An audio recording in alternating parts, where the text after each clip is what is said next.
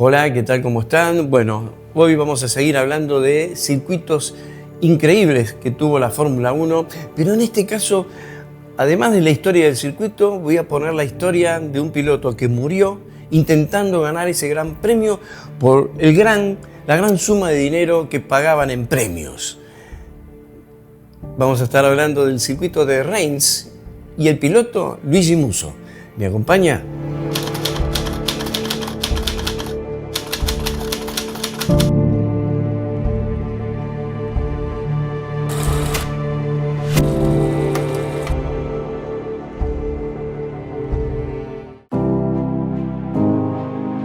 Ubicado al sudoeste de Francia, la ciudad de Reims, desde 1926 hasta 1972, fue un circuito de carreras. Desde 1932 hasta 1966 fue el Gran Premio de Francia, pero fue a partir de 1950 que Reims se convierte en el Gran Premio puntable para la reciente creada Fórmula 1 Internacional. El trazado fue cambiando a lo largo de los años y fue un circuito muy, pero muy veloz.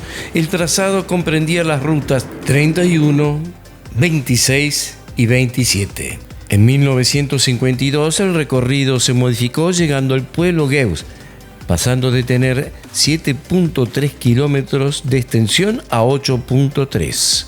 Los organizadores tuvieron que talar árboles, demoler casas para lograr mejorar las zonas de escape. Por ese trazado velocísimo pasaron pilotos como Tazio Nuvolari, Rudolf Caracciola y Luis Girón, entre otros.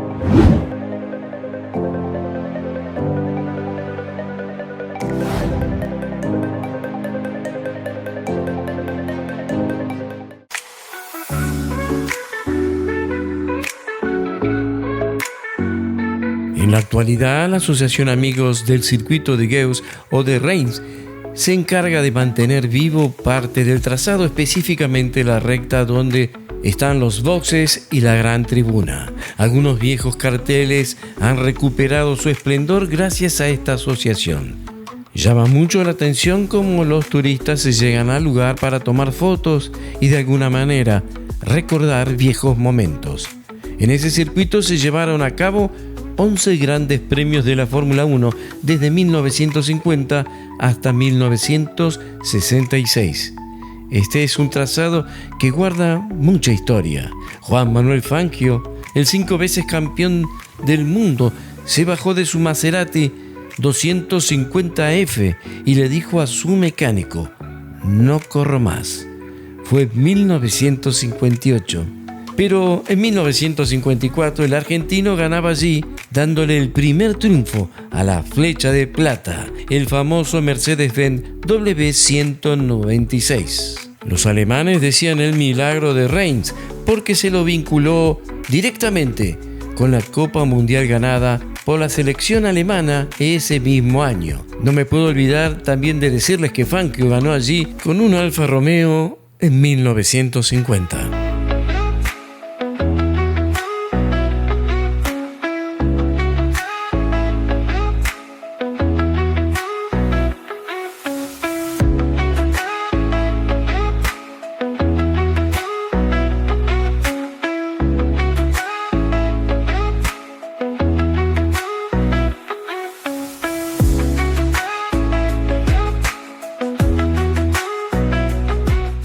Según cuenta la historia, que si uno va a Reims y llega hasta el box 27, es el lugar exacto donde Juan Manuel Fangio le dijo a su mecánico: "No corro más, esta es mi última carrera".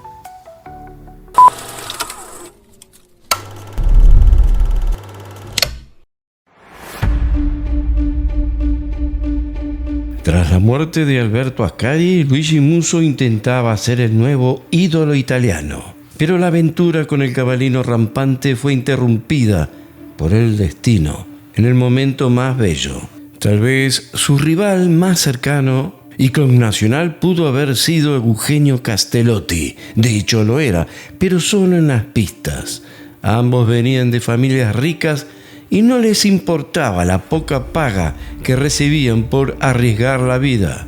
Los años 50 fueron sin duda los verdaderos momentos mágicos de Italia, todos poblados de campeones excéntricos, playboy, jugadores, actores y hermosas mujeres que lograban cautivar a estos hombres que no parecían amar la vida. Pues Luigi Musso había integrado el famoso equipo llamado Primavera, donde estaban Alfonso de Portago, Eugenio Castellotti, Peter Collins y Mike Houghton. Enzo Ferrari quería ganar el campeonato sí o sí. Fangio había abandonado el equipo en el 56 después de lograr el campeonato por ver cómo se trataba a los pilotos. Y en esa situación se encontraba el italiano Luigi Musso. La cosa se centró entre los italianos y los ingleses. Estoy hablando entre Eugenio Castellotti, Luigi Musso, Mike Houghton y Peter Collins. La muerte de Eugenio Castellotti en Módena en unas pruebas privadas dejó a Musso muy desamparado. Collins y Houghton empezaron a hacer de las suyas. Dentro del equipo del cabalino rampante había un destrato increíble. Los ingleses cobraban en dólares y Musso en lira. Ese era un destrato que se vio también reflejado en muchas actitudes en la pista. Si bien Musso era mucho más piloto que los ingleses, la escudería italiana no parecía apoyar a su connacional, pero esto se debía a un gran plan que pergeñaba Enzo Ferrari.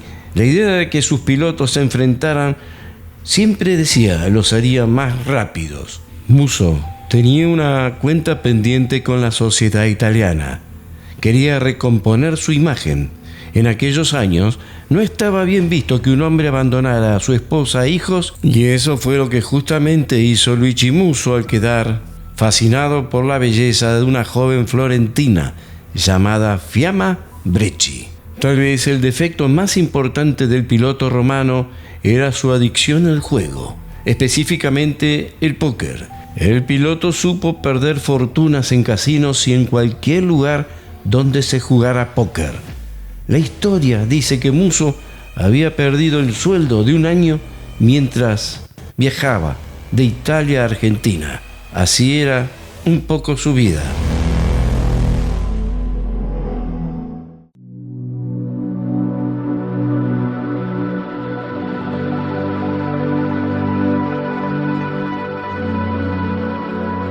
Don Enzo sentía afecto por los británicos, en especial por Peter Collins, y había una muy buena razón. Collins había logrado tener una muy buena amistad con Dino Ferrari, y cuando este enfermó, se podría decir que el piloto británico lo acompañaba cuando estaba libre de carreras. Cuando llegó 1958 ya se hablaba de sabotaje. En los 1000 kilómetros de Buenos Aires, Musso recibió anónimos de que su auto estaba alterado. Increíblemente, el auto del romano rompe la dirección y es superado por el inglés Peter Collins, quien gana la carrera. Y así fue todo el año, tanto en los Sport como en la Fórmula 1. El ambiente era muy complejo. Cuando llegaron a Reims para disputar el Gran Premio de Francia, carrera más que especial porque otorgaba un premio superior, se hablaba de 10 millones de libras, cedidas por los famosos fabricantes de champán, superando casi al triple cualquier otro premio. Era realmente una fortuna, sobre todo en aquellos años. Se dice que Musso quería ganar la carrera para pagar deudas que tenía con la mafia italiana.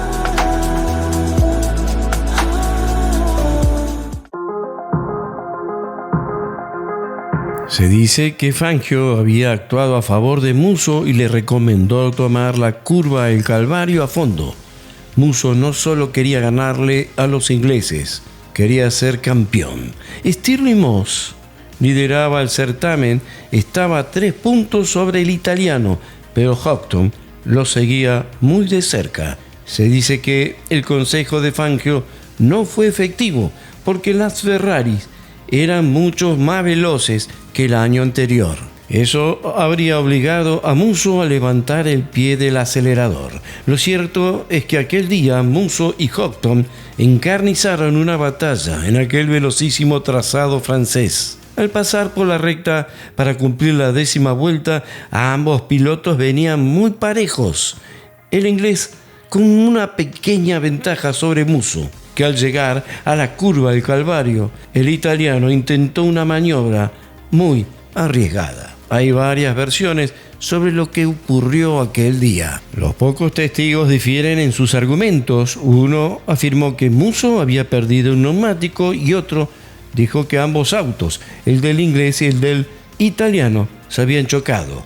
Lo cierto es que hay otra versión que dice que Luigi Musso pudo haber derrapado en esa curva a más de 200 kilómetros por hora. Como saldo de ese despiste, el auto terminó en un zanjón y el piloto salió despedido, muriendo al día siguiente en el hospital local.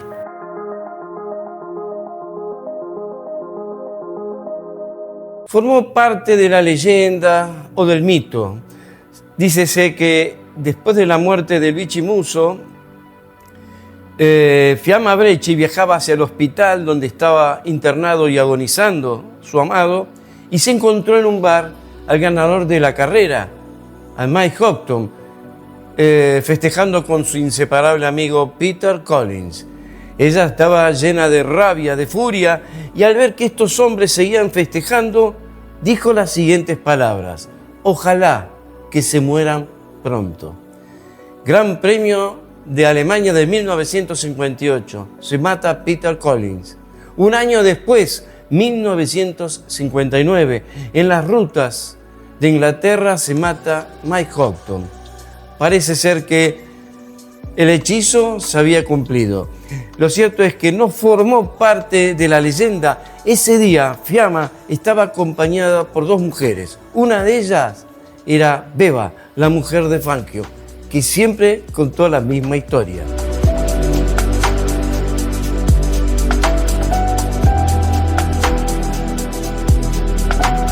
Ahora, si les parece, les cuento un poco cómo eran estos dos pilotos ingleses. Y terminamos el video de hoy así.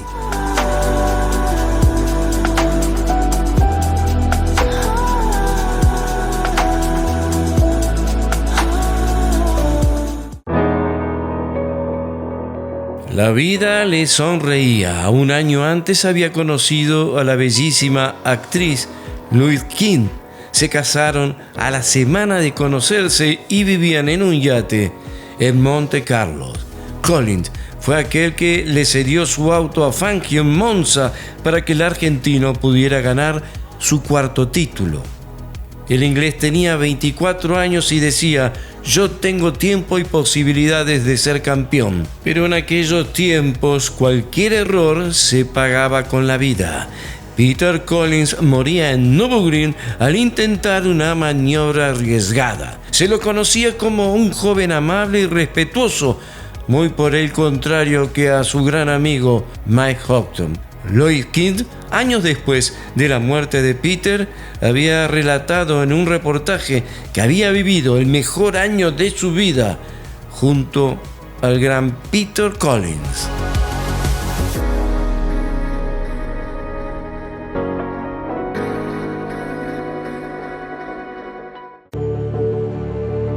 Nacionalista acérrimo, deseaba siempre correr con autos de la marca británica. Sentía un gran desprecio por los alemanes y fue el responsable directo de aquel espantoso accidente ocurrido en Le Mans en 1955, donde murieron casi 100 personas. Después de pasar por Vanwall y Jaguar, volvía a Ferrari para reencontrarse con su alma gemela, Peter Collins, compañero inseparable de juergas. Mike era un joven bastante irrespetuoso. Pedirle un autógrafo o estrecharle la mano era una aventura casi imposible de realizar. Por lo general, si estaba bebiendo, era frecuente en él arrojarte la bebida. Se enojaba mucho con Stirling Moss porque conducía autos alemanes y en más de una ocasión supo dejarlo en ridículo por su abuelo, que era judío. El piloto inglés se lo consideraba la leyenda negra. En 1958 había logrado coronarse campeón mundial de la Fórmula 1, convirtiéndose en el primer piloto inglés en lograr un título. Dejó de correr tras la muerte de su amigo Peter Collins y murió en 1959 con 29 años de edad en una carretera inglesa cuando le quiso competir a Rod Walker, quien conducía un Mercedes-Benz. En esos momentos, el piloto británico sufría de una enfermedad renal. Le habían pronosticado menos de 3 años de vida y ya lo había dicho el propio Mike Houghton: prefiero morir en el asfalto que en una fría cama de un hospital.